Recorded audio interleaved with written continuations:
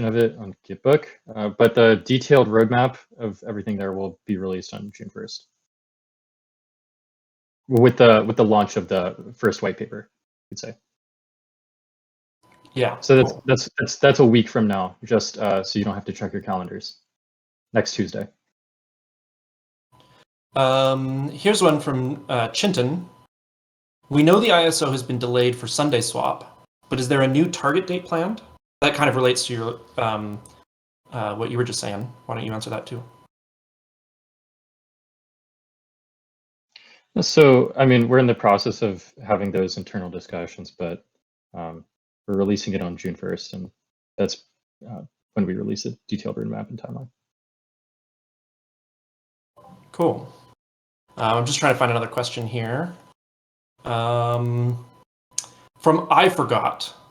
When will the token become unpegged from the 8-cent price? Will it list on any other exchange prior to the launch of the DEX? Reeve, why don't you talk about that one? Yeah, so initially we came up with the 8-cent valuation just based off of outsider interest. At this moment in time, I can't really think of a reason that it would stay pegged at that price. But yeah, we don't have really any plans to list it on any exchanges, and yeah, we think that the first time that you guys would be it would be available for you guys to purchase directly would be from the swap itself.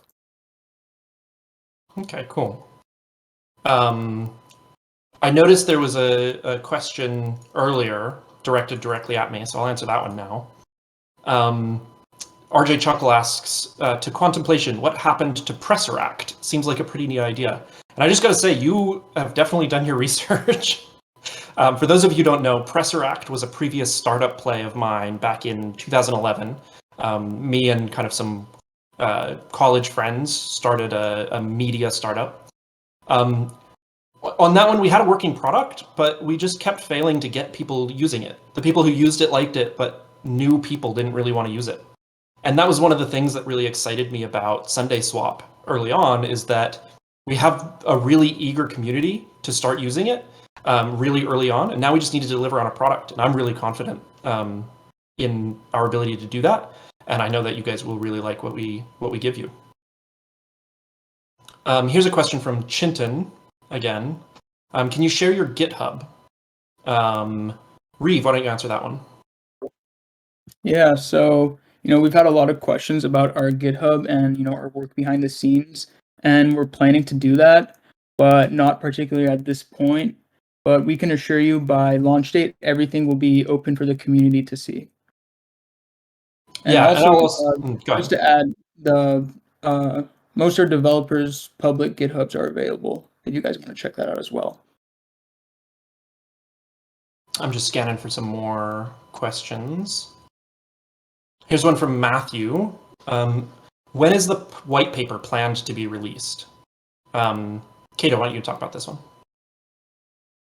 Yeah, so I mean, I think I briefly touched on it a couple times in previous questions, but June 1st, again, is when we're planning to release the first white paper. We'll be releasing a series of them. But June 1st, next week, next Tuesday, 1 week, 7 days from now, will be the first. And it's gonna, so to give a rough layout, it's gonna be highlighting the problem space and setting a groundwork for the future white papers. So it's gonna be like the white paper's white paper, if you could say that. Here's another one from our talkative Mr. RJ Chuckle. People talk of SUNDAESWAP being a rug pull or a scam, and that you'll make off like bandits with 100% of our staking rewards. What assurances and guarantees can you give the community that this isn't the case?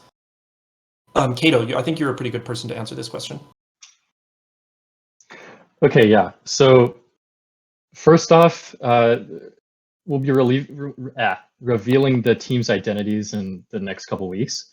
So that should give most people a pretty good assurance that we're not just in it, for the short term. So before to even expand on that, like before even the launch of the ISO, before we ask for any funding, the entire team is going to be public.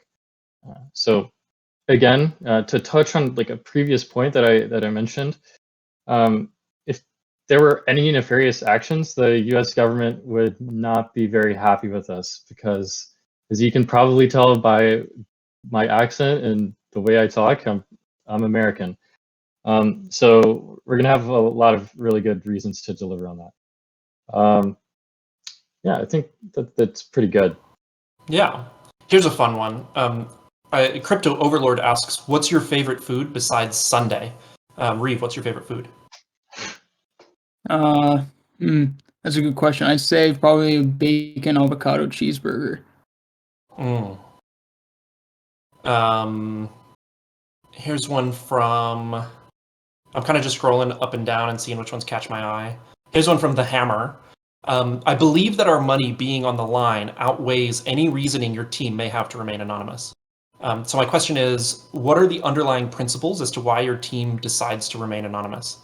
Kato, you kind of touched on that in your previous question. Why don't you kind of elaborate on that a little bit more? Yeah, so just to give you guys some context, SUNDAESWAP blew up way faster than we expected. We eventually hoped that it would get to this size, but not this quickly. One thing to note is that you can go from being anonymous to public, but you can't necessarily do it the other way around. So recently, we've had some pretty intense discussions within the team. Realized that staying anonymous isn't really viable, and we're going to be, giving away our identities, I guess you could say, in the next couple weeks.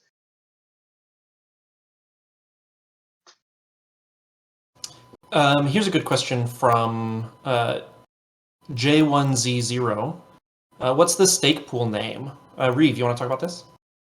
Yeah, so, there is no stake pool name yet, obviously. We're going to be releasing the updated date for the ISO on June 1st, alongside all our other updates with the white paper and roadmap.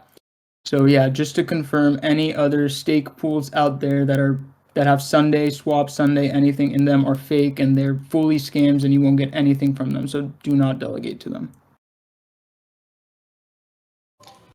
Here's another fun question from Crypto Actually, Overlord. could I say something really quick? Yeah. No, I was looking in the questions chat, and I saw one that from Mr. Poopy Butt. What will Sundae's main purpose be? A currency within the DEX. When do you think we'll be able to utilize your Sundae? So we're still working on the tokenomics of that, and once all those aspects are finalized, we're going to be releasing that. One thing that we've learned in the past, and that we don't want to keep doing again, is releasing details when they're not completely finished. That's resulted in some blowback, and something that we're just going to get everything right before, and then we'll release it. Okay, cool. Here's another fun one to break it up from Crypto Overlord. Kato, Reeve, are you guys dog people or cat people? Dog for me. I'm a dog guy as well.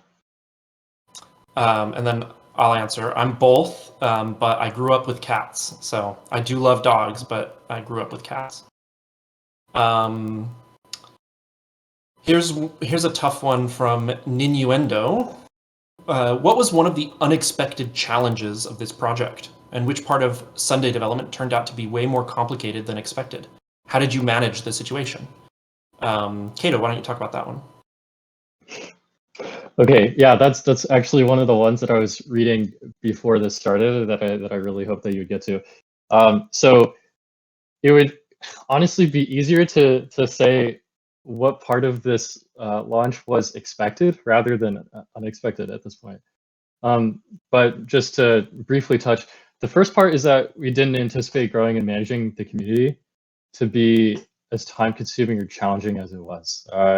It turns out, kind of counterintuitively, that that part of launching is way more complicated than a lot of the technical stuff. That says a lot. So something I'll give an example. Something recent we weren't prepared for was the understanding of the Cardano community with things like delays. In those communities, you kind of get ripped to shreds if you delay something. Like if Apple was to delay their iPhone, there would be blood in the streets with people so angry. So whereas the community genuinely doesn't care about how long it takes, it seems. So that's something we've learned. Again, just to like briefly touch on a previous point, there's more value in doing things right compared to rushing it to get it done.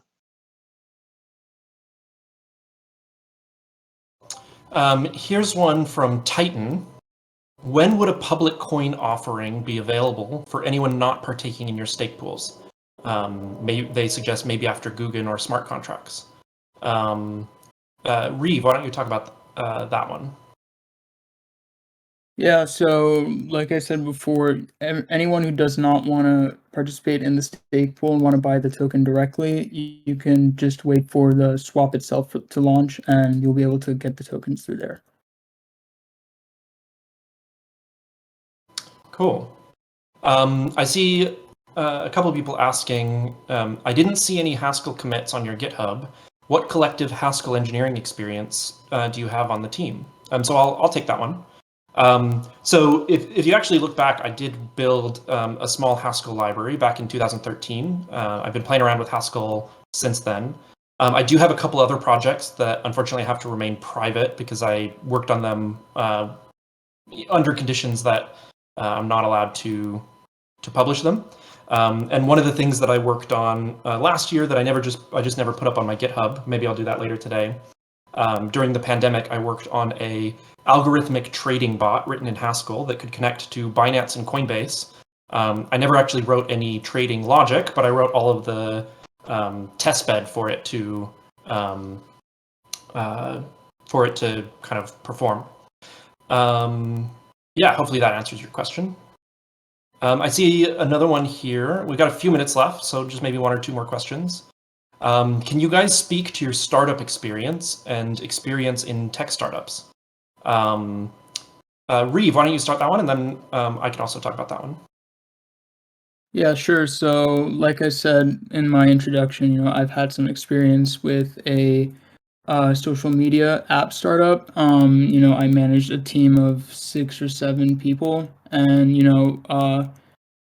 the startup really didn't get anywhere eventually, but I do have experience managing teams and just strategizing on where to take the startup in a business aspect. At the current moment, I do manage a team of over 20 researchers, and I'm actually involved in like STEM research, and we do STEM publications every 2 weeks or so. Awesome. And then, like I was mentioning earlier, I did a startup play with some people back in college. It was a team of 5 people, and we were trying to build. Our pitch back then was we were trying to do for the news industry what iTunes did for the music industry, and the idea was really great and the product that we built was really great, but we just kind of couldn't find our market. And since then I've led big teams at. I worked at NYU. I worked at a subsidiary company of ADP. They build payroll and HR software. I led, I think, sometimes up to 3 different teams there at once with up to 20 people. And now I work somewhere where I lead a team of, I think, 18 people, not all of them engineers, but kind of building products there. So we're about done. I'll find one more fun question to kind of end us off. So VSky Squared has the answer. Asks, pop or soda? So Reeve and Cato, why don't you answer that one? I'm a soda man. Yeah, I'm a soda man. You can't say pop. Yeah, I say soda, but I did grow up in an area that said pop. But I've moved around a lot, so some of my linguistics are really bizarre. Cool. Yeah, you were going to say something? Yeah, so I mean, I guess I can just end it off, but I see a question in the chat that keeps coming up. I'm just going to read it off. With a bunch of projects similar to yours, what makes you competitive to the rest? What does your project have that others don't? So really clear, being really clear about this. That was one of the first questions we asked. So if you want a little bit more in depth, then when the recording is up, we'll just tag everyone and you can watch the recording back. But the basic, I guess I can just reiterate. So the main point is that no Cardano DEXs really exist yet. So it's hard to differentiate when there's no product out there. But the fast-growing community, our experienced team that we're excited to release in the coming weeks, and then also the white papers, the first of which that will be announced on Tuesday, is gonna help a lot and really solidify that point for you guys. But ending off, we're a little bit over the time limit, so I think that's all we have time for today. Thank you, everybody. This has been great, and we really appreciate the support and encouragement we've gotten from the community recently. And to let you guys know, we're always open to criticism, so tell us on Twitter where we're going wrong, and we'll take a look at it. So there are definitely going to be more screw-ups in the future, so you guys are going to have to bear with us. And please, if there are any other questions, participate in the chat, and then our community managers will help you guys out. And we're also very active in the chat as well, so we'll get to them eventually. Yeah, thanks, guys. Thanks. Have a good night, everyone. Yeah. Thank you, guys.